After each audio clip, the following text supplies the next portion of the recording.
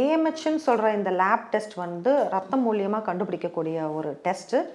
இன்றைய காலகட்டத்தில் அது மிகப்பெரிய அளவில் வந்து பெண்களோட கருமுட்டையோட குவான்டிட்டியை டிக்டேட் பண்ணக்கூடிய ஒரு டெஸ்ட்டாக இருக்குது. ஸோ ஒரு நல்ல லேபில் பண்ணும்போது ஏஎம்ஹெச் மூலியமாக போதிய எக்ஸ் இருக்கான்னு கண்டுபிடிக்கலாம். வருத்தத்தக்க விஷயம் இன்றைக்கி என்னென்னா, நிறைய வேலைக்கு போகிற பெண்கள் ஸ்ட்ரெஸ்ஸு அல்லது ஒபிசிட்டி அல்லது ஜெனட்டிக்கில் மாட்டிக்கிறாங்களோ என்னமோ தெரியல.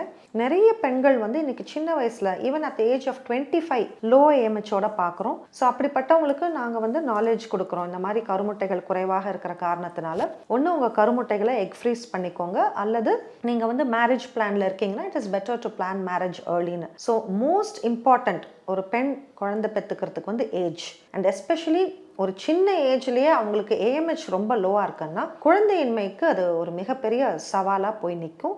Early treatment, urgent treatment to meet an IVF doctor அப்படின்றது தான் லோ ஏஎம்ஹெச் கண்டிஷன்.